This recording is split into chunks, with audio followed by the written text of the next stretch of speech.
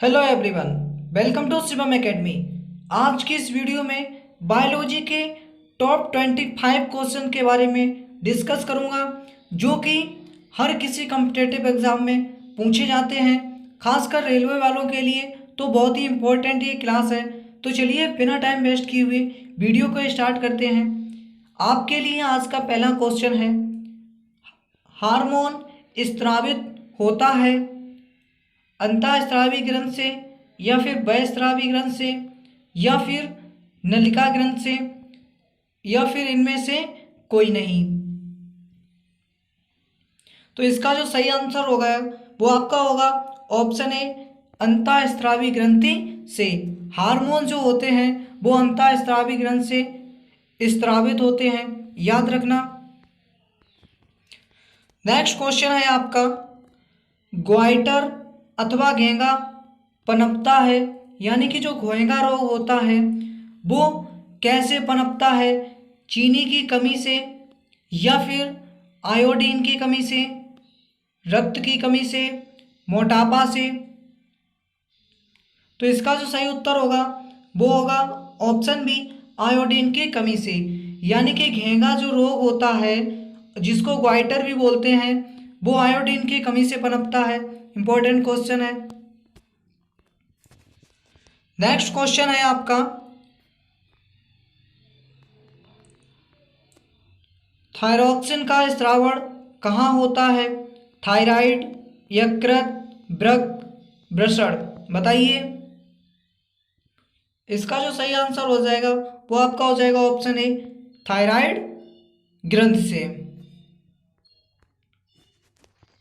Next question है आपका, मानव में डायलिसिस थैली है नेफ्रॉन, न्यूरॉन, माइटोकॉन्ड्रिया या फिर कोई नहीं? तो इसका जो सही उत्तर होगा वो आपका हो जाएगा option A, nephron. Next question है आपका, भोजन का पचना किस प्रकार की अभिक्रिया है? उपचयन है, संयोजन है, अपचयन है, विस्थापन है? बताइए। इसका जो सही उत्तर होगा वो आपका हो जाएगा ऑप्शन ए, उपचयन। यानी कि भोजन का जो पचना है वो उपचयन अभिक्रिया है। नेक्स्ट क्वेश्चन है आपका, कौन सा पादप नियंत्रक फल बेचने वाले द्वारा उपयोग किया जाता है? एब्सिसिलिक अम्ल या फिर जिब्रेलिन या फिर इथाइलिन या फिर ऑक्सिन?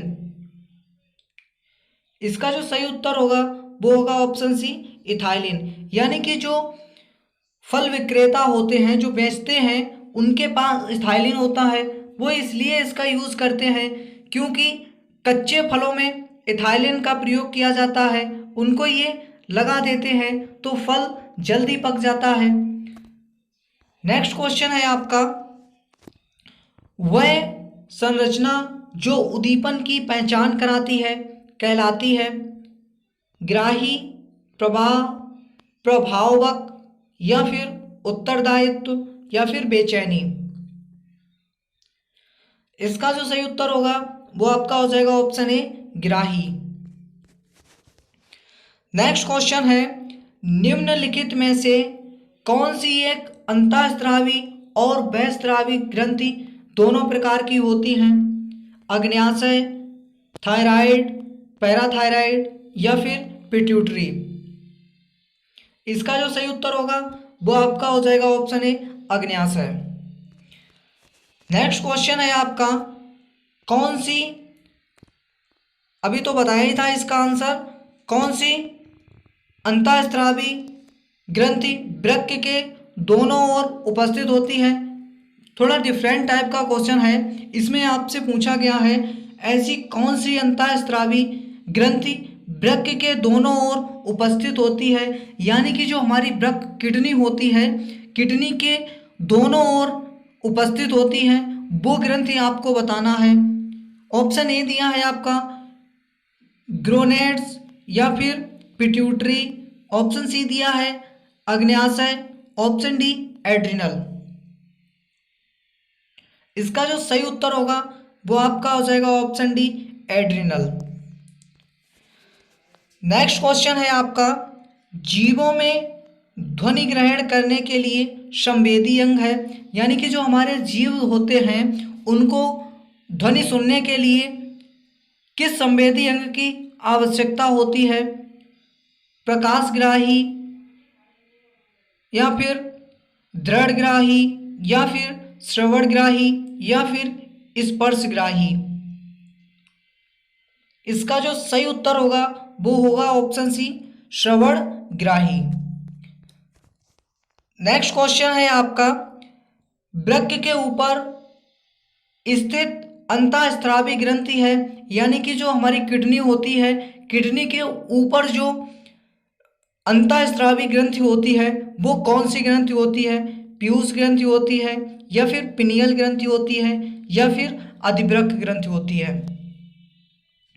इसका जो सही उत्तर होगा वो हो जाएगा अधिवृक्क ग्रंथि। इसको इंग्लिश में एड्रिनल ग्रंथि कहते हैं। याद रखना, पेपर में ऐसे भी पूछा जा सकता है आपसे, तो इस क्वेश्चन को याद रखना, ठीक है। नेक्स्ट क्वेश्चन है, अधिकतर पादप नियंत्रक उत्पन्न होते हैं, यानी कि जो पादप अधिकतर नियंत्रक उत्पन्न होते हैं बढ़ते तने के अग्रभाग पर या फिर बढ़ती जड़ के अग्रभाग पर या फिर फ्लोएम की संवहनी नलियों पर या फिर ए और बी दोनों? इसका जो सही उत्तर होगा वो आपका हो जाएगा ऑप्शन डी, ए और बी दोनों, यानी कि बढ़ते तने के अग्रभाग पर भी और बी दिया है आपका बढ़ती जड़ के अग्रभाग पर भी, ठीक है। नेक्स्ट क्वेश्चन है आपका, बीज रहित फलों के बनने को कहते हैं अनिषेक फलन या फिर अनिषेक अंडक, अग्र प्रभाविकता या फिर इनमें से कोई नहीं? इसका जो सही उत्तर होगा वो आपका हो जाएगा ऑप्शन सी, अग्र प्रभाविकता। नेक्स्ट क्वेश्चन है आपका, इनमें से कौन सा पादप हार्मोन है? इंसुलिन है, थायरॉक्सिन, एस्ट्रोजन या फिर साइटोकाइनिन? बताइए इनमें से कौन सा पादप हार्मोन है? तो इसका जो सही उत्तर होगा वो आपका हो जाएगा ऑप्शन डी, साइटोकाइनिन। अगर आपको वीडियो अच्छी लग रही है तो प्लीज़ वीडियो को लाइक जरूर करें। अगर आप चैनल पे पहली बार आए हैं तो चैनल को सब्सक्राइब जरूर कर लें। नेक्स्ट क्वेश्चन है आपका, दो तंत्रिका कोशिका के मध्य खाली स्थान को कहते हैं दुमिका कहते हैं, सिनेटिका दरार या फिर सिनेप्स कहते हैं या फिर एक्सॉन या फिर आवेग? बताइए दो तंत्रिकी कोशिकाओं के मध्य खाली स्थान को क्या कहते हैं? इसका जो सही उत्तर हो जाएगा वो आपका हो जाएगा सिनेटिक दरार। नेक्स्ट क्वेश्चन है आपका, मस्तिष्क उत्तरदायी है सोचने के लिए, हृदय स्पंदन के लिए, शरीर का संतुलन बनाए रखने के लिए या फिर उपयुक्त सभी? तो इसका जो सही उत्तर हो जाएगा ऑप्शन डी हो जाएगा, उपयुक्त सभी। नेक्स्ट क्वेश्चन है आपका, बहुकोशिकीय जीवों में निम्न में से किस प्रकार का समन्वयन पाया जाता है? ऑप्शन ए, रासायनिक समन्वयन, ऑप्शन बी, तंत्रिका समन्वयन या फिर उपयुक्त दोनों, इनमें से कोई नहीं? नेक्स्ट क्वेश्चन है इसका ऑप्शन सी, उपयुक्त दोनों। नेक्स्ट क्वेश्चन है आपका, तंत्रिका कोशिकाएं कितने प्रकार की होती हैं? 1, 2, 3, 4? बताइए। इसका जो सही उत्तर हो जाएगा वो आपका हो जाएगा ऑप्शन सी, 3, यानी कि जो तंत्रिका कोशिकाएं होती हैं वो हमारी 3 प्रकार की होती हैं। आप वीडियो पहली बार देख रहे हैं तो चैनल को सब्सक्राइब जरूर कर लें, क्योंकि मैं इस चैनल पे रेलवे ग्रुप डी, एनटीपीसी या फिर उस एग्ज़ाम की तैयारी करवाता हूँ जिसमें साइंस पूछी जाती है, 1-2 नंबर की साइंस पूछी जाती है और आपको उनका आंसर नहीं पता होता है। मैं सिलेक्टेड और प्रीवियस ईयर क्वेश्चन को ही उठा रहा हूँ। तो इसका जो सही उत्तर था 21 का वो था ऑप्शन ए, मेरुरज्जु। नेक्स्ट क्वेश्चन है आज के लिए आपका, शरीर की प्रधान नियंत्रक ग्रंथि किसे कहा जाता है? जनन ग्रंथि, पीयूष ग्रंथि, थायराइड ग्रंथि या इनमें से कोई नहीं? तो इसका जो सही उत्तर होगा वो आपका हो जाएगा ऑप्शन बी, पीयूष ग्रंथि। जनन यानी कि आपसे पूछा गया था क्वेश्चन में, शरीर की प्रधान नियंत्रक ग्रंथि किसे कहा जाता है, तो आपको बताना होगा पीयूष ग्रंथि को कहा जाता है। नेक्स्ट क्वेश्चन है आपका, अंतःस्रावी ग्रंथियां होती हैं, नलिका विहीन होती हैं या फिर नलिका युक्त होती हैं या फिर दोनों या इनमें से कोई नहीं? इसका जो सही उत्तर होगा वो आपका हो जाएगा ऑप्शन ए, नलिका विहीन। नेक्स्ट क्वेश्चन है आपका, थायराइड ग्रंथि की अल्पक्रियता के कारण कौन सा रोग उत्पन्न होता है?